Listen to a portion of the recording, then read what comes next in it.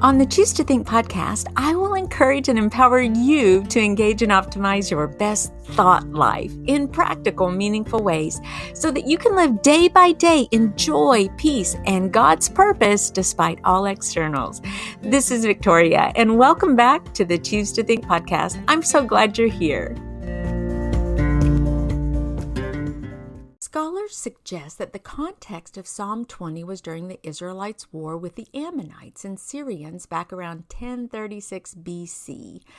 King David was warring then, and he was leading, and he had a whomping win here, as Victory would tell it. Although we can so easily relate to the Psalms because they're emotionally expressive and because David was a man after God's own heart, we can also relate because David had some pretty serious hang-ups in his life, those major bumps in the road, so to speak. And if you're like I am, maybe you also love a whole lot because you've been forgiven a whole lot, just like David. But, sometimes, however, I find it a bit harder to relate to the Psalms when it mentions enemies. And, that's a fairly common theme. In other words, I'm not running and hiding from anyone here in Midway. I'm not like camping out and running for my life. I'm not hanging out in caves. I don't have a band of warriors around me, those sorts of things. And I don't go to battle in any way in the literal sense like David did. But as a Christian, I certainly fight a spiritual war, and I must constantly be on the lookout for the enemy, right? The enemy of my soul, for all his traps. Too often he hurls fiery darts in the form of lies, which, cause a direct hit on my mind, which powerfully then impacts my brain. Our mind influences our brain. Our thoughts can change our brain, literally, but only if I come into agreement with those lies. This enemy is a cheat. He is a master deceiver, and I certainly don't want to suit up to play on his team. This psalm seems to be written from the people as they speak directly to their king, King David. They rise up and they pray for their leader, much like we, the church, should rise up and pray for our nation's leaders. One of the lines from Psalm 20 says this: "May the Lord grant you your heart's desire." And this is where I'm going to take a radical application stretch here. I'm going to pivot a little bit on this because I'd like to talk about the desires of our hearts. Now, you can rest assured that the enemy is the last one who wants you to walk out your journey on earth and your time here by fulfilling your desires. Nope. He longs to thwart your desires and squash your dreams. I'd like to encourage us all to push back against the enemy of our soul. But first, take a moment to ask yourself, what are my dreams? What are the desires of my heart? Often your purpose and passion directly line up with the things that you're naturally gifted at. It may even surprise you and others, but look at David. He was a shepherd boy who played instruments. Yet it was this humility that coined him God's anointed and catapulted him toward becoming a great leader over the nation of Israel. He actually was an amazing warrior king who faced his fears with unbending courage and determination. But some might really slight him when it comes to the leadership side of things. Sometimes he seemed to get bored or distracted, and he shied away from facing the hard stuff. His family suffered quite a bit for it. He was a gifted writer, and he stepped into his calling and desired to honor the Lord through crafting words on a page. So let me ask you, Brain Changer, what is your dream? Do you remember all the folks who built the tabernacle during the Exodus? Well, they were highly skilled. They were the best in their craft. Find that place where your passion intersects with your natural giftings. For as much as I may enjoy painting, I'm not exactly gifted in that department, much like my friend Belinda is. But ask me to write something and I'm on it. Plus, writing is easy and it's almost effortless for me to do. Trust me. You don't want to have me as your partner in Pictionary or Sketch It because I'm not exactly that good drawing stuff. Have you found victory in facing off with the giants and the obstacles that lie in your path as you attempt to step into your purpose? Or are the fiery darts of the enemy holding you back? Still holding you back? Could this be the day to step up to the plate and pivot? I discovered 5 questions that you can ask yourself as you validate your desires or explore your calling and purpose. And here they are. Number 1, do your desires line up with God's will? And how do you know? Well, we've 2 great ways to find out. We pray, asking God to remind us, if we don't already know, and to reveal to us what we're really good at and what we enjoy doing. Let's say you long to open a pastry shop or perhaps write a book of your own. Well, pray about it. Ask God for the victory in this area of your life and then expect it. You really don't have to know the how, because you know the who. So often people are held back because they're like, I don't know how to do this. I don't know how to do that. Well, you can learn. Be committed to learning and know that you do know the who. You know God, and He's going to look after you and help you in this area. Go to His Word to make sure your dreams and desires and the way and the means are all ethically solvent and attainable. So number 1, make sure your desires are God's desires for you. And then number 2, the question is, are your desires others oriented? You can bet that when you desire to help and serve others, God will certainly be pleased and will honor your efforts. When you are service-minded or service-hearted, this will keep you humble and longing to learn. You know, I love to travel. I'm the biggest geography nerd you may know, but I also don't like to travel just for travel's sake. I like to combine my desires with the notion of helping others in the process. It doubles the pleasure, really. For example, I'm not sure how many years I had planned to make it over to Spain. And finally, in 2019, the opportunity arose and I went. But I also spent a week teaching professionals how to speak English while I was there. I wanted to leave something of myself behind in Spain. And this is why missions trips are amazing opportunities to feed your passion for travel and also to serve and help others by bringing them a new perspective on Christianity, benevolence, and kindness, all at the same time. So number 1, do your desires line up with God's will? And number 2, are they others oriented? Number 3, and we've alluded to this one already, but do your desires reflect a natural calling or gifting that you have? What do you love doing? Does it come easily for you? Do you often find yourself in the zone when you're doing this thing? You're sure to hit a home run when you spend time and energy attempting to master something that you can indeed master. In other words, if I long to be a ballet dancer or a professional athlete, well, my body isn't quite lined up right for those pursuits. And besides, I don't really want to do those things.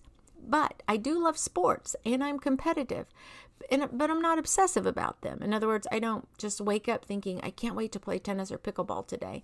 I love playing them, but I'm not like committed to wanting to so improve. And I do want to improve, actually. And I do watch some YouTube videos, but it's not like that's all I want to spend my time doing necessarily. So I just kind of have that as a hobby. If you find that you're really kind of, you want something, you like it, you enjoy it a little bit more than a hobby or just a pastime for you, or maybe a form of exercise, then that's where you become a little bit more obsessive about it. And that's probably when it's a much better fit for you. You know, I am obsessive about sharing my faith via this podcast and via my writing. And I do kind of pine away about ways to do that. And I do want to bless others in that way. So I'm very passionate about those and I'm very committed to those. And I also want to learn how to become better, and I'm willing to work hard to become better in those areas. So just do your desires reflect that natural calling or gifting that God has given you? Number 4, can you get a second opinion? Some kind of outside perspective really does help. Do others encourage you on your journey to, quote, win or succeed in life? If they do, it's probably a good sign that you're on a good track. If you want to open up a cupcake shop, for example, bake cupcakes for your friends and family first and legitimately ask them for their opinions and feedback. I mean, if you're the one that can bake cookies like nobody's business, or you can grow a glorious tomato, this is not happen chance. God has gifted you with this ability. My neighbor grows a lovely garden, and if you could only see my sorry tomatoes and green peppers, I don't know, but there again, it's not like I desire to just open up books and research and read and figure out how can I grow a better tomato, or what kind of soil do I need for this. I'm just not really that passionate about it, but I love the result. I love the end result. So, but really, I don't mind supporting the local farmers market instead, because I just, it doesn't crank my engines. But my neighbor, we're just a little yard apart, but she is good at it. Me, not exactly. So run your idea by several trusted friends. All critics are not wrong. Listen to them. Sometimes their feedback is really valuable.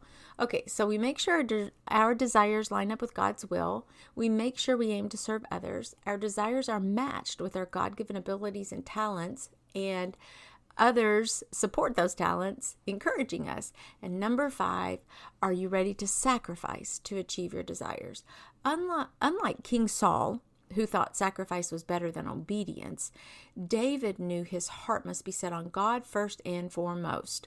Obey and then sacrifice, not sacrifice and then obey. If God calls you to become a doctor, for example, the road to this profession is arduous and will involve money and time. And you have to kind of be obedient and committed to that calling. But there's also the element of sacrifice. Obedient first, yes. Stepping up to the plate, yes, to what God has called you to do, but expect to sacrifice as well. The road to becoming a doctor is arduous, and it may involve a lot of money and a lot of time. So are you prepared to sacrifice your money and time to chase those dreams that you have and those desires, and to bless the world with what only you can uniquely do? Are you willing to put in the grit and grunt work to make your dreams come true? As I read Psalm 20, see if you can listen for these basic principles of number 1, a desire for God's will to be done. Number 2, a desire to serve others. Number 3, a desire to operate in the natural giftings that God has bestowed and all He has given us, not boasting in our own efforts and endeavors, but instead boasting on God's goodness and provision, indeed boasting in His very name. Number 4, a desire for sound counsel that will actually come to pass. Something that's said and given to us that will mark our journey. And then number 5, a desire to sacrifice by working hard, the grit to see the victory, and obediently step into this calling. Let's listen.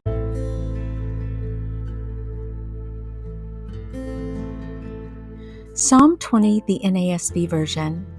May the Lord answer you on a day of trouble. May the name of the God of Jacob protect you.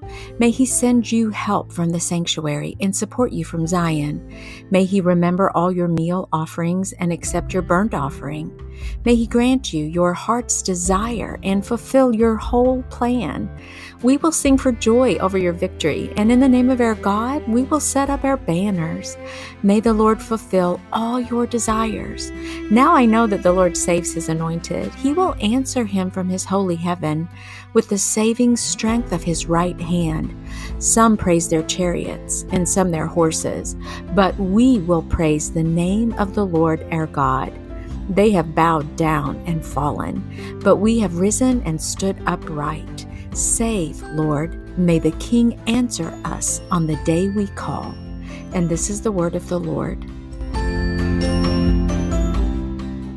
Well, Brain Changer, I hope your engines are revved and that maybe today you have made a decision to become that dream chaser in every sense of the word. As Psalm 37:4 says, take delight in the Lord, and He will give you the desires of your heart. As I think back on this psalm, what the people were saying to their king and the victory they had in this battle, I take note that a big part of King David's calling and purpose were to lead the nation of Israel, and God thought David was exactly the right man for the job. David had his eyes set on God first.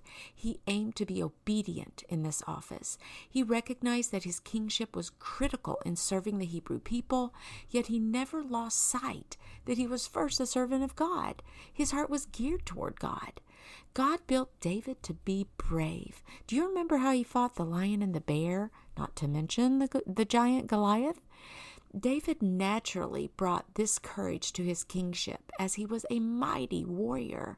He sought counsel first from the Lord, and he also had the prophet Samuel and his good friend Nathan to help him keep his desires in check and to make sure they were godly. No doubt David worked hard. When he obeyed first and then second was willing to sacrifice, his purpose shined the brightest. So, as we close, I want to ask you again, what is your dream, your calling, your purpose? How can you be a contributor? Is there a dream inside you that's been dormant for a while? What is it that you've always wanted to do but have been a bit afraid to actually start? Do you want to launch a business or a ministry? Do you want to write a book, create an online community, sell your hand-stitched designs or the jewelry you've been crafting? Want to start a baking company? As someone who personally pivoted a few years ago and is now trying to transition from full-time teaching to full-time podcasting, coaching, and writing, yes, it's hard. Yes, it's scary. Yes, sometimes I feel unworthy or not qualified. But I have learned to use my thoughts to change my brain. God planted this dream in my heart, and I'm going to go with what He says about it. There is a lot I don't know about business, but I do know the who behind my dream, and I am committed to show up and be consistent, to provide value, inspiration, and encouragement to you, my listener. And I really want to do all of this in practical ways.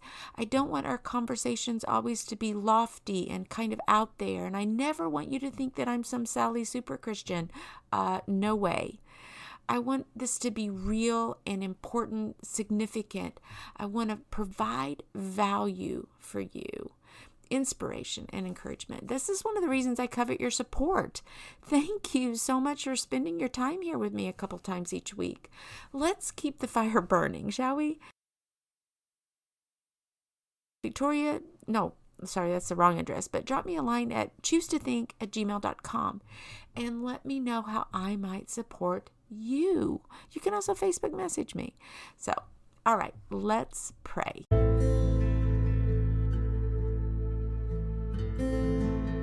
Father in heaven, thank you for bestowing your amazing gifts and talents upon each one of your children so we can be contributors. There's someone who needs what we have. For those who haven't quite figured out their purpose and calling, stir it up even now in their hearts and minds. Help us to turn over a new leaf and grow excited about serving others in ways that matter to you. Create in us pure hearts with you as number one.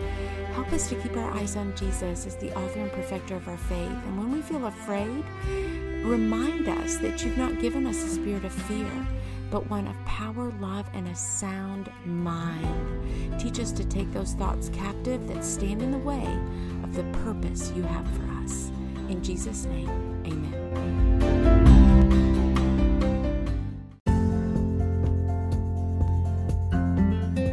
And that's a wrap, Brain Changer. Thank you so much for tuning in, and please stay in touch. Come on over to my website. It's victoriadwalker.com. And until next time, Dios primero y que Dios te bendiga. Ciao.